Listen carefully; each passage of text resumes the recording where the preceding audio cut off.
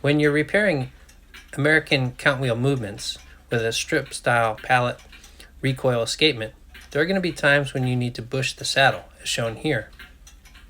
If you take the end of the crutch and move it up and down, you can observe the wear. Now, the wear in this situation is not quite so bad, but it is enough that warrants bushing.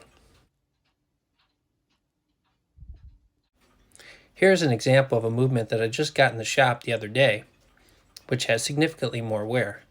So if I grab the end of the crutch, as shown here, and I move it up and down, you'll be able to see the wear. Look at how bad this one is. You can see that it's almost worn twice the size of the pin. So this one is definitely going to need to be bushed. I just wanted to show this to you so you have a comparison of what you might run into. So here's the end result of the saddle that I bushed for this video, and I'll walk you through the process step by step. So let's do some clock repair.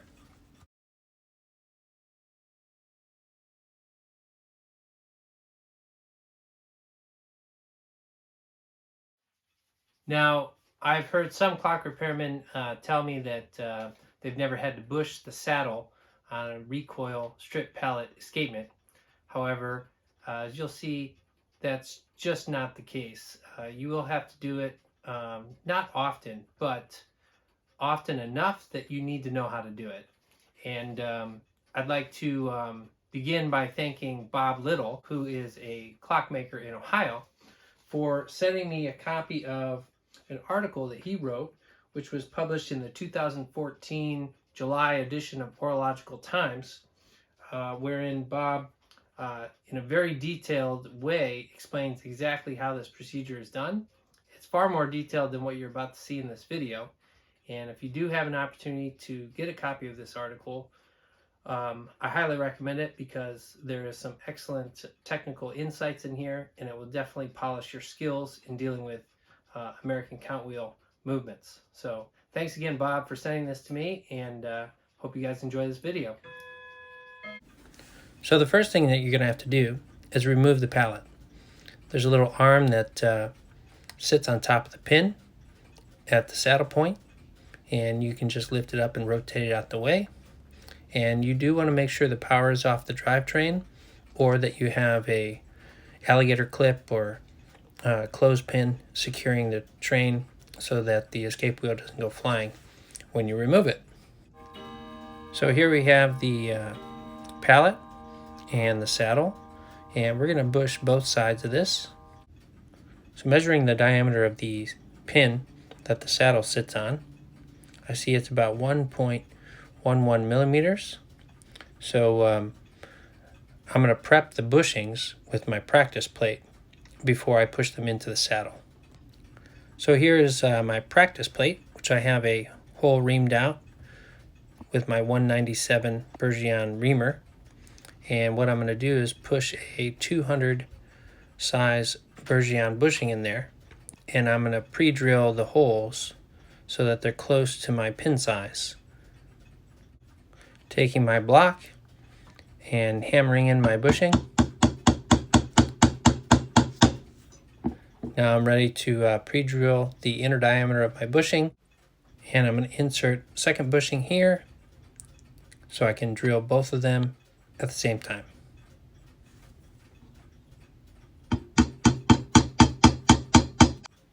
Now I'm going to select a drill bit that is slightly smaller than the diameter of my pin, and I'll size the hole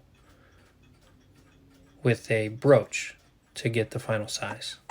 So this is 1.05 millimeters, and my pin, if you remember, is 1.11 millimeters, so it's slightly smaller. So I'm going to go ahead and put my plate under my drill press over my jar, and I'm going to drill in straight through my hole. Okay, bushing number 1, slide my plate over, and do bushing number 2. Okay, so here are my 2 bushings in my plate. I'm going to flip it over onto my jar, and I'm going to tap these out with a staking punch. Tap with my hammer, 1 and 2.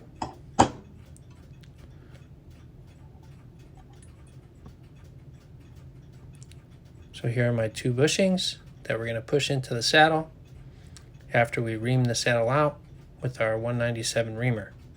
So we'll just set these aside for now. Next, I use my 197 reamer to cut the saddle holes by hand, which unfortunately I failed to hit record when I did that step, but it's fairly easy, and you just cut all the way through on both sides.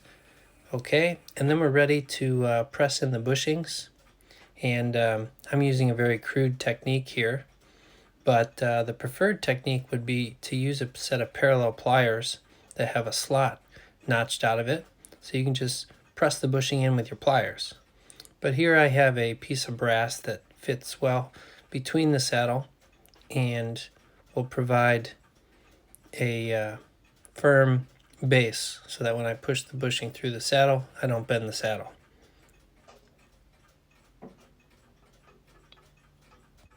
Like so. All right, so we got our bushing pushed in there.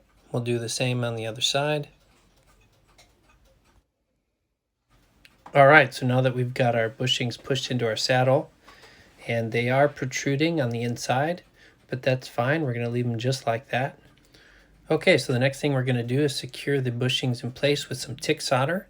The reason we do that, according to Bob Little's article, is that we don't want to use an adhesive that's going to come off in a solvent later if you ever clean the clock. Also, adhesives can take time to cure, so in this way, when we're doing our final broaching, the bushings are not going to move on you. So here I am. I've applied a little bit of flux to the inside of the bushing, and I've got a piece of solder there, and I'm going to heat the other side of the saddle until the solder melts and secures the bushing in place. Now I probably used a little bit too much solder than I needed, but does the job here. Now we'll go ahead and do the other side.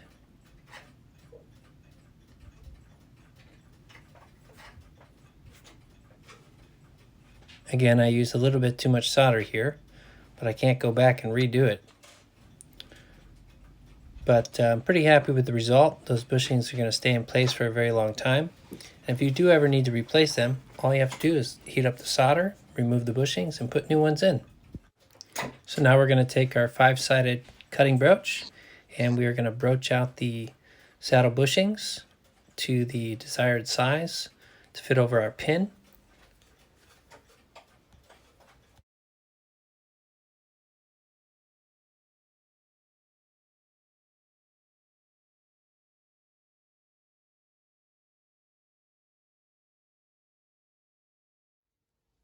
Okay, so let's test it for a fit here.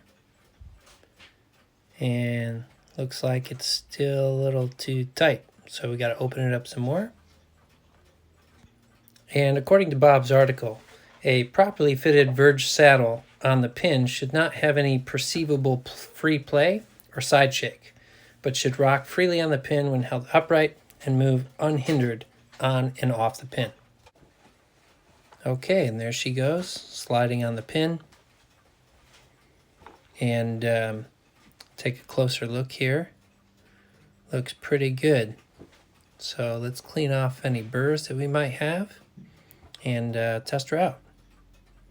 So we're just going to use our countersink tool here, cut off any burrs that we might have, and then we'll put her on there, put a dab of oil on the pin, and see how she runs. So let's take a look at the final result. So I did end up having to open it up a hair more, but as you can see, it is riding on there, has a nice even back and forth motion, and you're not going to have any problems adjusting your escapement now, which I still need to do. But I'm very happy with this result, and again, very grateful for Bob sending me that article. It was extremely helpful. It would have been even more helpful had I got it before I did this video. But I appreciate your support. Thank you so much for watching.